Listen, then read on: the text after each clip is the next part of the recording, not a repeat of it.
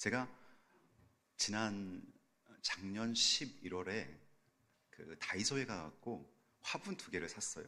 하나는 토마토, 하나는 수선화인데 씨앗이 심겨진 작은 1,000원인가 2,000원 주고 화분을 샀는데 제가 생각을 못했어요. 이거를 봄인 3월 달에 사야만 햇볕을 충분히 받고 잘 자라는데 제가 겨울철에 이걸 사버렸으니 밖에 내놓지도 못하고, 그래서 정성껏 제 방에서 물을 주면서 오후에는 햇볕을 보게끔 창가에 두었는데 토마토는 하루 딱 밖에 놨는데 어디로 사라져 버렸어요.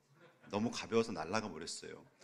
근데 이 수선화가 꽃을 핀 거예요. 자, 사진을 한번 보여드리면은 요겁니다. 아니 전 사진 요겁니다. 요거. 예, 이 사진인데요. 아주 조만해요. 요만해. 화분도 요만한데 죄송합니다. 봉숭아입니다. 제가 이 이름이 헷갈려갖고 봉숭아인지 수선화인지 했더니 여러분 너무 잘하시네요. 아는 척해서 심히 죄송합니다. 근데 이게 죽을 줄 알았는데 싹이 나더니 정성껏 돌보니까 꽃을 피운 거예요. 그 기쁨이 있더라고요. 그 다음에 사진을 보시면요, 이것도 또 제가 잘못 나무를 말하는지 그 다음 사진, 백향목, 회양목? 행운목. 제가 오늘 영 실력이 없었어요. 행운목. 이 행운목은 한 7, 8년 전에 우리 교회에서 이제 그 장로장님 권사 취임을 할 때 이제 외부에서 들어온 건데요. 제 방에 그동안 오랫동안 놔뒀어요.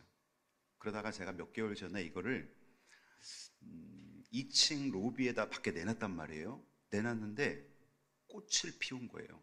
여기 한 대, 그 다음에 위에 또 2대, 2대가 났는데 향기도 굉장히 짙고, 저 처음 본 거예요. 7, 8년 만에 처음 본 거예요.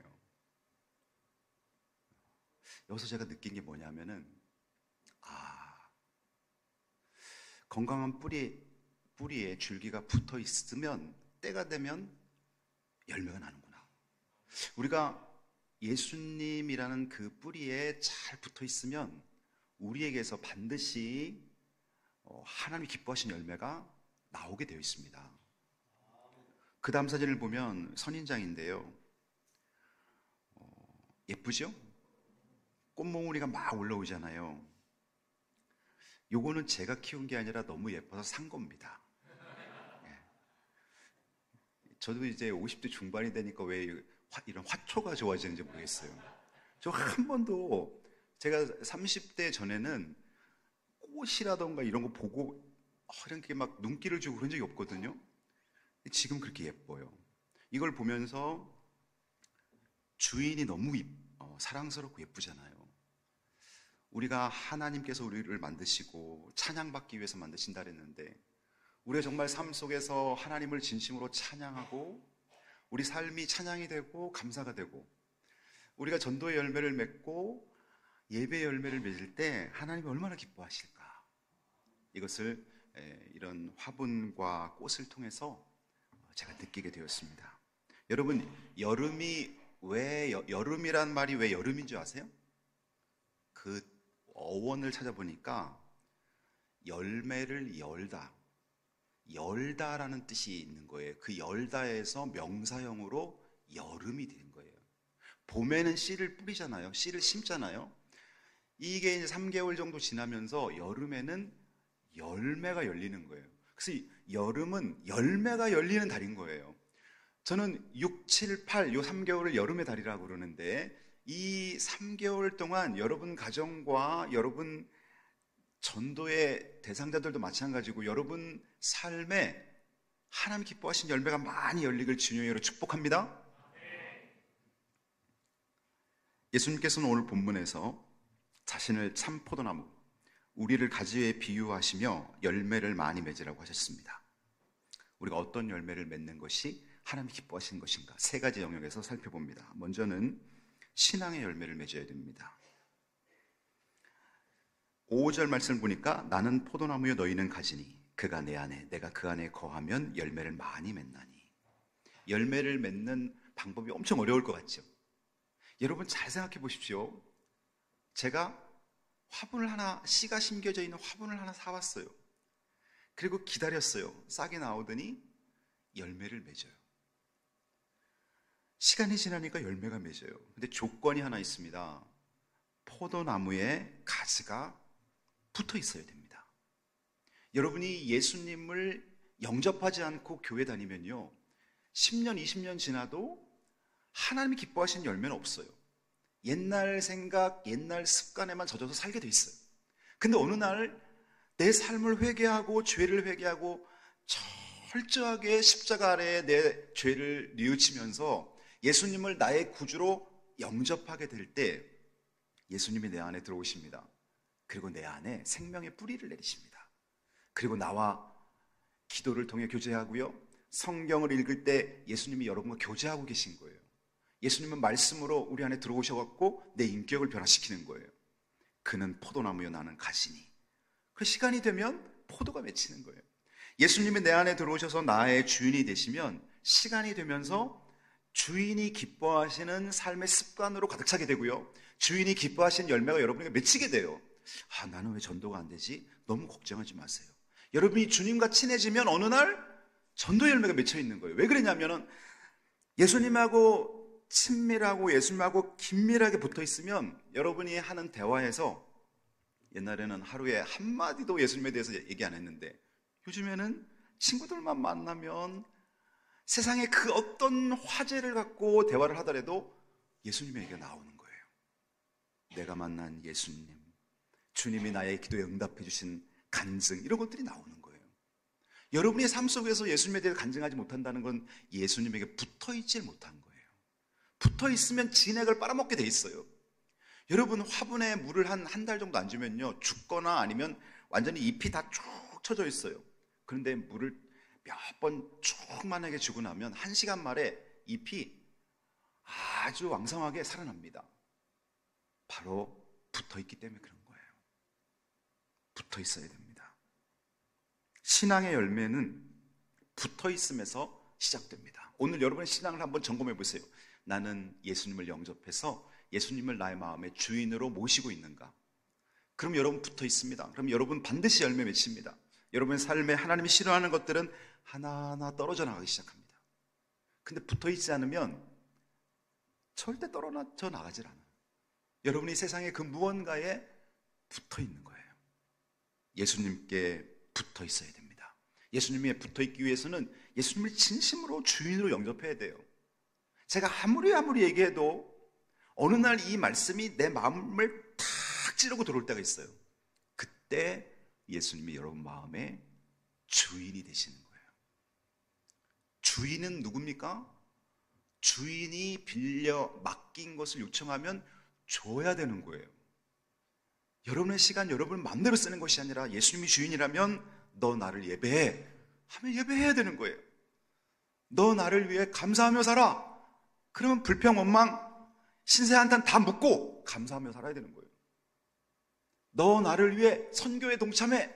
그럼 여러분 선교에 동참하는 거예요. 시간으로, 물질로, 아니면 단기 선교를 직접 갔다 오고. 예수님이 내 마음의 주인으로 있을 때 신앙의 열매가 맺습니다. 실천 방안을 말씀드리면은 매일 말씀 묵상 시간을 짧게는 10분부터 시작하세요. 10분. 10분이 짧은 것 같아도요, 엄청나게 길어요. 제가 여러분에게 1분의 설교를 1분간만 하라 해도 저는 할 수 있어요. 1분. 1분이 짧은 시간 같죠? 1분 동안 예수님이 누군지 명확하게 복음 제시할 수 있어요. 1분은 그렇게 긴 시간이에요. 그러면 10분, 하루 10분 말씀을 묵상하면서 시작하는 거예요. 그 다음에 기도 노트를 써보세요. 지금까지 기도를 적어보지 않은 분들은 기도 노트를 적어보세요. 하루에 2가지, 3가지 노트를 적는 거예요. 기도 응답을 믿는 사람만이 할 수 있는 일이에요. 그렇지 않은 사람은 며칠 하다 포기합니다. 기도를 적어보세요. 그리고 응답받은 것들은 별표를 치고 표시하고 어떻게 응답됐다고 다른 색깔 펜으로 적어보세요. 이렇게 적어 나간 것들을 여러분 자녀들에게 나중에 유산으로 물려주는 거예요. 여러분, 우리가 자녀들한테 하나님을 물려줘야 되는데 어떻게 물려주겠어요? 먼저는 자녀들이 교회 와서 예수 믿게 예배드리는 자리로 자녀들을 초대하는 게 제일 중요하겠죠? 그 다음에 여러분이 내 자녀에게 정말 유산을 물려주고 싶으면은 나는 돈이 없어갖고 애들한테 물려줄 게 아무것도 없다 이렇게 생각하지 마시고 돈보다 더 귀한 게 있잖아요. 내가 주님과 교제한 내 삶의 족적을 물려주는 거예요. 먼저는 나의 간증을 물려주고요. 그 다음에는 여러분의 성경을 물려주세요. 성경 어느 날 여러분 자녀가 여러분이 천국 갔는데 아버지 어머니가 물려준 이 성경책을 이렇게 펴면서 우리 아버지도 요한복음 1장 이 대목에서 은혜를 받으셨네? 이 대목에 색펜을 쳐놓고 그 위에 메모를 해놨는데 그 메모가 너무 궁금한 거예요. 우리 아버지가 여기서 은혜 받으셨구나. 또 이렇게 보니까 로마서에서 눈물 자국이 뚝뚝뚝뚝 해갖고 얼룩져 있는 거예요. 우리 아버지가 로마서를 읽다가 우셨구나. 이런 것들이 여러분 정말 귀중한 유산이지. 자녀들한테 돈 조금 더 물려주고 그거는 세상적인 방법인 것입니다. 그 다음에 성경을 일단 물려주시고요. 성경 그냥 아무 표시도 없는 그 성경이 아니라 여러분의 눈물과 여러분의 은혜 받은 감동과 여러분의 삶의 적용이 구절구절 적혀있는 그 성경을 물려주시란 말이에요. 그 다음에 기도 제목, 지금까지 못하셨으면 오늘부터 하세요. 노트에다가 하루 한 가지, 또 많게는 3가지 기도 제목을 적고 그냥 적어만 놓으시면 안 돼요. 응답 받았을 때 기도 제목 하나 적고 한 2-3칸 비워 놓으셔야 돼요. 왜냐하면 응답 받은 거 적으셔야 될 거 아니에요. 1번 기도 제목 적고 한 3칸 비워 놓고 2번 적고 이런 식으로 해서 나중에 기도 제목 응답 받은 것들을 거기다가 다른 색깔로 적어 놓는 거예요. 이렇게 하나님 응답했음, 이렇게 응답했음. 그럼 여러분 자녀들이 나중에 그거 읽으면서 기도하겠어요, 안 하겠어요? 저절로 기도하게 됩니다. 우리 아버지, 우리 어머니가 이렇게 기도해서 그때 내가 힘든 순간에 우리 아버지가 기도하셨구나, 우리 어머니가 기도하셨구나. 그리고 나중에 보니까 시기는 어떤 건 빨리 응답되고 어떤 건 늦게 응답된 건 있지만 하나님이 다 응답해 주셨네? 성경에서 마태복음 7장 7절부터 11절에 이 기도 응답에 대한 약속이 정확한 신실하신 하나님의 말씀이구나.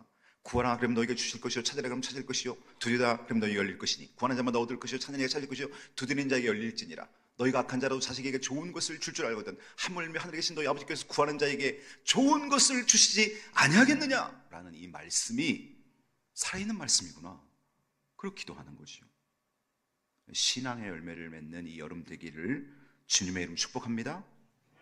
그래서 말씀 묵상과 여러분의 성경을 남기란 말이에요. 여러분의 성경, 그 다음에 기도 노트 작성하기, 그리고 3번째는 우리가 이제 주일 예배에 더 적극적으로 준비해서 드리세요. 더 적극적으로. 주일날 예배 드릴 때 앞에 찬양단들이 섰는데도 뒤에서 막 얘기하고 막 큰 소리로 웃고 막 그러지 마시고, 여러분이 청와대에서 대통령이 여러분 초청하면 어떻게 해요? 여러분 한 10분씩 늦게 도착해요? 적어도 1시간 전에 제일 좋은 옷을 입고 딱 준비해 들어가서 미리 안내 말씀하는 사람들 안내 말씀 다 숙지하고 딱 앉아갖고 대통령 나오면 정말 온 힘을 다해서 대통령과 얘기하면서 시간을 보낼 거 아니에요. 하나님은 대통령을 만드신 분이에요. 하나님은 이 지구상에 가장 위대하신 분이고 자존자입니다. 그분은 앞에 우리가 예배드리면서 문자만 하나 와도 얼른 또 밖에 나가서 확인하고 들어오고 그러면 안 돼요, 여러분. 하나님과 내가 예배하면서 만나는 시간에 집중해서 만나야 돼요. 휴대폰도 안 갖고 오셔도 되고 급한 일 있으면 진동으로 딱 해놓으시면 돼요. 그리고 하나님 앞에 집중해서 예배 드리셔야죠. 정말 미동의 움직임도 없이 하나님께 집중해서 듣고 하나님과 교제할 때 그때 하나님이 나에게 조금만 임하시는 거예요. 그리고 우리가 이제 10시 50분부터 찬양으로 시작하는데 제가 이렇게 오면 일찍 오시는 분은 항상 일찍 오세요. 준비된 예배를 드리는 거예요. 그래서 10시 50분에 우리가 함께 글로리아 찬양단과 함께 찬양의 제사를 하나님께 드릴 수 있기를 주님의 이름으로 축복합니다. 여러분이 우리 할렐루야 성가대원들한테 한번 여쭤볼게요. 할렐루야 성가대원들이 앞에서 찬양을 딱 하는데 우리 성도들이 지금 3분의 1밖에 안 앉아 있어요. 근데 한 주도 아니고 1년 내내 3분의 1도 안 앉아 있는 상황에서 찬양을 하면 마음이 어떻겠어요? 좀 늦게 하고 싶겠죠. 근데 우리 글로리아 찬양단원들의 마음이 그럴 것 같아요. 우리 글로리아 찬양단원들이 정말 준비해서 하나님 앞에 찬양을 드리는데 오시는 분들의 절반도 그 시간대에 안 와서 있으면 계속 준비해야 되나? 이런 마음이 들 거 아니에요. 그래서 우리가 이제 다음 주부터는 10시 50분 전에 이 자리에 앉아 있을 수 있기를 주님의 이름으로 축복합니다. 두 번째는 성품의 열매입니다. 첫 번째가 이제 신앙의 열매라면 이 여름철에 우리가 맺어야 되는 열매는 성품. 갈라디아서 5장 22절, 23절, 24절에 보면은 22, 23 보면 오직 성령의 열매는 사랑과 희락과 화평과 오래 참음과 자비와 양선과 충성과 온유와 절제니 이 같은 것을 금지할 법이 없느니라. 그리스도 예수의 사람들은 육체와 함께 그 정욕과 탐심을 십자가에 못 박으니라. 예수를 믿고 하나님의 자녀가 된 예수님의 제자를 예수의 사람이라고 말합니다. 예수의 사람들의 특징은 육체와 함께 정욕과 탐심을 십자가에 못 박은 사람이라는 거예요. 그렇다면 저와 여러분이 정욕을 십자가에 못 박고 욕심, 탐심을 십자가에 못 박아야 되는 거예요. 그렇게 할 때 성령의 열매로 충만해집니다. 다시 23절을 보세요. 성령의 열매를 보면은 23절 뒤에 보면 이 같은 것을 금지할 법이 없느니라.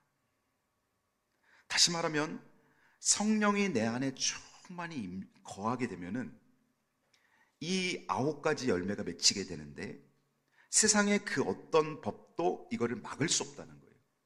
이건 여러분이 경험한 분들은 다 아세요. 나에게 분명히 걱정거리는 많아요. 해결해야 될 부분도 많고 내 능력으로 그걸 해결할 수 없어요. 근데 내 마음속에는 희락, 기쁨이 충만해요. 내 마음속에는 오래 참을 수 있는 힘이 있어요. 자비는 사랑의 다른 말이에요. 내 안에 다른 사람을 향한 사랑이 충만해요. 양선, 굿, 영어로 굿니스, 내가 선을 행하고 싶은 마음으로 가득 차 있어요. 하나님이 나에게 맡겨주신 직분에 충성하고 싶어요. 그리고 다른 사람을 향해서 혈기를 부리지 않고 온유로 대할 수 있는 능력이 생겨났어요. 그리고 하나님이 노한 부분을 절제할 수 있는 힘이 생겨나는 거예요. 이게 바로 성령이 주신 열매입니다. 그러니 성령이 우리 안에 충만하면 내가 막 노력해도 안 되고 그래서 지쳐버린 나에게 저절로 되어지는 은혜가 바로 이 성령이 주시는 은혜로, 능력으로 가능한 것입니다. 그러니 성령을 사모해야죠. 성품의 열매, 이 성령이 우리 안에 가득할 때 우리 성품이 바뀌는 겁니다. 성령님께 내 마음을 맡기고 말씀 따라 살게 되면요, 반드시 이 성품의 열매가 맺히는데, 이 성령의 9가지 열매가 곧 그 사람의 성품이에요. 여러분의 성품이 여기서 얼마나 어긋나 있는지, 얼마나 여러분의 성품에 이 9가지가 있는지 한번 점검해 보세요. 실천 방안을 말씀드릴게요. 내 성품이 하나님이 기뻐하시는 성품이 되기 위한 실천 방안. 첫 번째는 말하기 전에, 그리고 행동하기 전에 질문을 하나 꼭 던지세요. 여러분 마음속에. 그게 뭐냐면, 예수님이라면 이 상황에서 어떻게 하실까? 이 질문입니다. 그래서 듣기는 속히하고 말하기는 더디하라, 이런 말씀도 있죠. 그게 정말 맞는 말이에요. 여러분이 다른 사람의 이야기는 잘 들어줘야 되는데, 내가 말하기 전에 꼭 내 스스로에게 질문을 던지는 거예요. 예수님이라면 어떻게 하실까? 이 질문을 던져보면 마음의 정리가 돼요. 아, 이건 주님이 원하는 게 아니고 내 욕심이었지. 예수님이라면 어떻게 하실까? 예수님이라면 어떻게 하실까?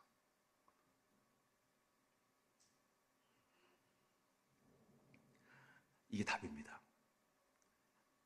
가정에서도요, 여러분이 자녀를 대할 때, 여러분이 남편과 아내를 대할 때, 여러분이 시부모님과 또 친정부모님, 여러분 부모님을 대할 때 예수님이라면 어떻게 하실까? 목회자한테까지 와서 묻지 않아도 돼요. 스스로 답을 찾을 수 있어요. 예수님이라면 어떻게 하실까? 그러면 내 안에 계신 성령께서 너가 그렇게 해야 된다, 너가 섬겨야 된다. 두 번째는 감사 습관을 들이십시오. 매일 감사를 3가지 정도씩 하는 거예요. 그럼 부정적인 마음이 다 사라집니다. 오늘 여러분 교회 오시면서 바쁘게 오셨죠? 근데 이제 아침에 출근하면서 지하철이나 버스에서 또 자가용을 운전하면서 감사를 3가지씩 드려보세요. 뭘 감사해야 되지? 그런 분들은 감사 습관이 안 든 분이에요. 지금 이 예배당 안에서 여러분 한번 감사해 보세요. 10가지 넘게 감사할 수 있어요. 첫 번째, 하나님, 제가 북한에 태어나지 않고 대한민국에서 이렇게 좋은 환경에서 예배 드릴 수 있어서 감사합니다. 여러분이 지금 북한에 살고 있다고 해보세요. 예배 드리고 싶어도 못 드려요. 복음을 들을 수 있어도 듣지 못해요. 성부, 성자, 성령이 어떤 존재인지조차 모르고, 김일성, 김정일, 김정은이 신입니다. 신.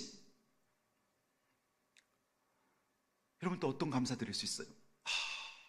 중환자실에 계신 분들은 얼른 중환자실에서 일반 병동으로 옮길 때 얼마나 기뻐요. 근데 우리는 지금 건강하게 내 발로 걸어서 예배의 장소에 와서 하나님을 예배하고 있잖아요. 건강에 대한 감사. 감사거리는 너무너무 많이 찾을 수가 있어요. 제가 지금부터 우리 5년 전에 인도 단기 선교를 갔을 때요,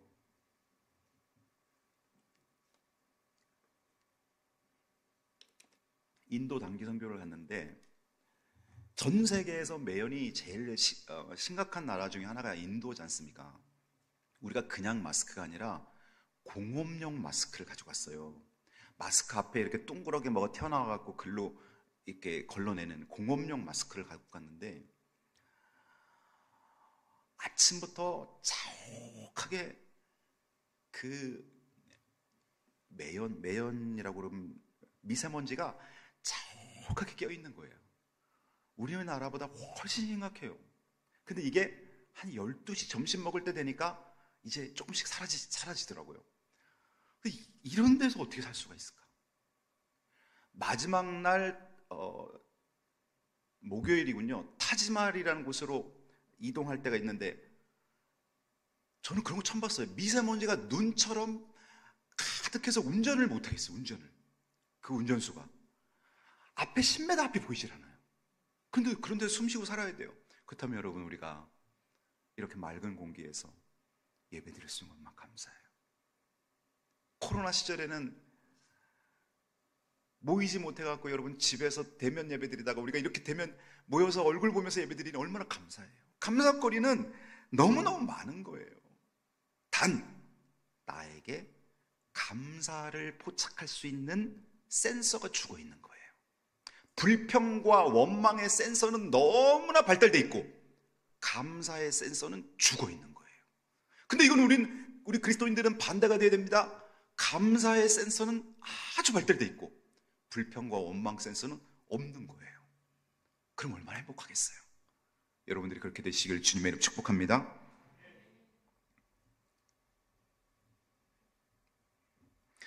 그리고 또 우리가 성품 훈련에서 실천해야 될 것은 갈등 상황에서 먼저 사과하고 양보하는 습관. 갈등 상황에서 부부싸움을 하더라도 끝까지 기다렸다가 상대방이 잘못했다면 나도 잘못했다고 말해야지. 그 사람 먼저 든 거예요. 게임에서 먼저 잘못을 이야기하는 사람이 승리하는 거예요. 하나님이 다 알고 계세요. 교회 생활에서도 마찬가지예요. 분명히 탁 서로 부딪히고 나면 자존심 싸움으로 들어가는 거예요. 나도 잘못한 게 있어. 근데 당신도 잘못한 게 있잖아. 어떤 사람이 더 훌륭하고 어떤 사람이 더 하나님이 기뻐하시는 사람이에요? 내가 먼저 잘못을 말해주는 거예요. 그 사람이 그만큼 통이 큰 거예요. 그 사람이 벌써 그만큼 예수님이라면 어떻게 하실까를 묵상하고 있다는 거예요. 그런 사람이 되시기를 주님의 이름 축복합니다. 우리는 완벽하지 않았기 때문에 하루에도 여러 번 싸울 일이 있고 부딪힐 일이 있어요. 근데 여러분, 부딪히고 나면 내가 먼저 잘못했다고 얘기하세요. 이렇게 얘기하세요. 부모님에게, 또 자식에게, 또 부부간에, 여보, 내 안에 있는 예수님께서 내가 먼저 잘못했다고 말하라고 하십니다. 이렇게 한번 얘기해 보세요. 자녀들에게도 마찬가지죠. 저 뒤에 제 아내와 제 아들이 앉아있어서 심히 부담스럽습니다. 제가 본을 보여야지 되겠죠? 세 번째는 전도의 열매를 맺으라는 거예요. 주님의 기쁨을 위하여. 오늘 8절 말씀 보겠습니다. 너희가 열매를 많이 맺으면 내 아버지께서 영광을 받으실 것이요 너희는 내 제자가 되리라. 주님은 우리에게 열매를 보고 싶어요. 아까 여러분 선인장의 그 꽃대공을 올라온 게 얼마나 예뻐요. 이거 보세요. 이거 얼마나 예뻐요. 여러분 그냥 선인장 가시만 1년 내내 보다가 이런 꽃대공을 보세요. 얼마나 예뻐요. 내가 100년이라는 인생을 사는데 나를 통해서 예배의 꽃대공이 올라오고 전도 열매의 꽃대공이 올라오고 감사의 꽃대공이 올라오고 섬김과 희생과 선교의 꽃대공이 올라와서 우리 주님이 보실 때 이것처럼 보여야 되는 것이죠. 6월은 여름의 시작이자 우리가 복음의 열매를 맺는 시간입니다. 그래서 여러분 전도 대상자들 그동안 마음에 품었다면 적극적으로 관리하셔야 됩니다. 자주 만나세요. 식사도 하시고 커피도 마시면서 예수님에 대해서 계속 이야기하세요. 교회로 초청하세요. 우리가 10월 달에 물론 전도 축제도 하겠지만 찬양 축제도 하겠지만 10월까지 기다릴 필요가 없습니다. 매 주일 여러분의 전도 대상자들을 초대하시는 겁니다. 그리고 제가 또 하나 설교 준비하면서 아이디어가 떠올랐는데 11시 예배에 나오기 힘든 분들은 그냥 여러분 친구나 여러분 전도 대상자한테 점심 식사하러 오시라고 초대하세요. 우리 교회에 점심 식사 같이 하자고 초대하신 다음에 바로 이어서 목장 모임에 같이 보내는 거예요. 미리 목원들한테 딱 이야기를 해놓고 오늘 우리 내 전도 대상자가 올 텐데 아주 화기애애한 분위기로 맞아줘. 그런 다음에 점심 식사를 같이 맛있게 하고 주일 11시 예배는 드리기 좀 부담스럽다면 목장 모임은 여러분 자유롭게 좀 하실 수 있잖아요. 그러면서 그들 마음속에 하나님을 향해 마음문이 열릴 수 있게끔, 그리고는 또 이제 11시 예배에 본격적으로 동참해서 그리스도인이 될 수 있게끔 여러분 하셔야 됩니다. 성경에 보면은 아주 좋은 예화가 있습니다. 안드레라는 사람을 여러분 기억하십니까? 예수님의 제자 중에 안드레, 기억하시죠? 그 사람이 누군지 잘은 모르겠지만 안드레라는 이름 들어보셨죠? 안 들어보셨어요? 이 안드레라는 사람은 겉으로는 드러나는 큰 사역을 하진 않았지만 엄청난 일을 그가 했어요. 어떤 일일까요? 초대교회 거장인 베드로를 예수님께로 인도한 사람이에요. 안드레는 베드로의 형이며 또 세례 요한이 보라 하나님의 어린 양이로다 말할 때 예수님을 따르기 시작했습니다. 그가 예수님을 만나고 나서 너무 좋아서 시몬 베드로를 예수님께로 전도해냅니다. 그리고 이 베드로가 바로 초대교회 바울과 함께 양대 산맥으로, 베드로는 유대인 전도, 바울은 이방인 전도의 기둥 같은 인물이 되죠. 여러분이 엄청 위대한 일을 하지 못했다 할지라도 기대하십시오. 여러분, 여러분이 전도한 그 누군가가 앞으로 하나님 앞에 엄청나게 쓰임받을 수가 있어요. 여러분이 전도한 사람이 목회자가 될 수도 있고 선교사가 될 수도 있고 위대한 평신도 사역자가 될 수도 있습니다. 그러니 여러분 전도하세요. 연세가 드실수록 더 열심히 전도하세요. 안드레는 성경에 보면 그 개인이 한 많은 업적은 없어요. 그러나 베드로를 예수님께로 인도한 사람이 안드레입니다. 사마리아 여인을 소개합니다. 요한복음 4장에 보면 사마리아 여인이 있습니다. 이 사마리아 여인은 남편이 5이나 있었고 현재의 남자도 남편이 아니었다고 고백하는 거, 예수님 말씀하신 거 보면 이 여인 속에는 죄의식과 수치 속에 살아가고 있었던 여인입니다. 그러나 예수님이 이 여인에게 접근했을 때 그는 예수님이 메시아인 걸 알고 나서 물동이를 우물 곁에 놓아두고 자기 동네로 들어가서 와 보라 내가 그리스도를 만났다고 얘기하면서 동네 사람들을 주님께로 전도한 여인입니다. 여러분, 복음을 전하는 데는 과거가 문제가 되지 않습니다. 지금 현재 내 안에 있는 예수님을 말해주면 되는 거예요. 내 이 이야기를 듣고 주님께 와서 놀랍게 쓰임받을 엄청난 사람들이 여러분 전도 대상자들 명단 안에 있다는 사실을 기억하시고 침묵해서는 안 돼요. 나만 장군의 여종을 마지막으로 소개합니다. 열왕기하 5장 1절부터 3절에 보면 아람 왕의 군대 장관 나아만은 크고 존귀한 자였지만 맨 밑에 보면 나병 환자, 지금으로 말하면 문둥병에 걸렸다는 것이죠. 근데 이 나아만 장군은 엄청난 권력을 갖고 있으면서도 자기 몸 하나를 치유할 수가 없었어요. 지금 말하면 말기암과 같은 불치병, 당시 불치병으로 인해 고통받고 있었어요. 그런데 그 다음 구절을 보십시오. 전에 아람 사람이 떼를 지어 나가서 이스라엘 땅에서 어린 소녀 하나를 사로잡으며 그가 나아만 아내에게, 자, 이 아람 사람들이 이스라엘에 가서 소녀들을 여종으로 쓰려고 데려왔는데 그중 한 여자를 나아만의 아내가 여종으로 데리고 있었다는 거예요.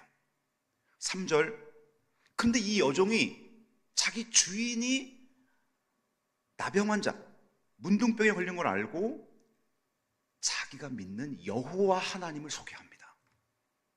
우리 주인이 사마리아에 계신 선지자 앞에 계셨다면 좋겠나이다. 그가 그 나병을 고치리이다. 바로 선지자, 지금으로 보면 하나님의 종, 하나님을 믿고 의지하는 사람이 기도할 때 당신의 질병이 고쳐지리이다, 이렇게 얘기해 준 거예요. 다시 말하면 우리가 믿는 예수님을 소개해 준 거죠. 그리고 이 나아만은 용기 내어 그 여종의 말을 듣고 하나님의 종을 찾아가서 요단강에 가서 7번 씻으라. 나병이 다 고쳐지는 기적을 맛보게 됩니다. 어떻습니까, 여러분?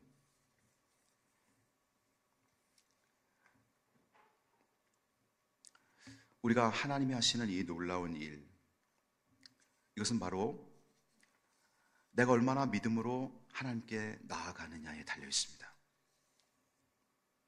전쟁 포로로 끌려온 연약한 여인이었지만 하나님에 대한 믿음을 간직한 이 여종으로 인하여 아람 군대장관 나아만이 고침받습니다. 이름도 없고 힘도 없는 한 소녀가 한 나라의 장군을 하나님께로 인도하는 것이요. 전도의 열매는 여러분 나이와 상관없습니다. 지위와 상관없습니다. 믿음의 말이 사람을 살리는 것입니다. 기도하겠습니다.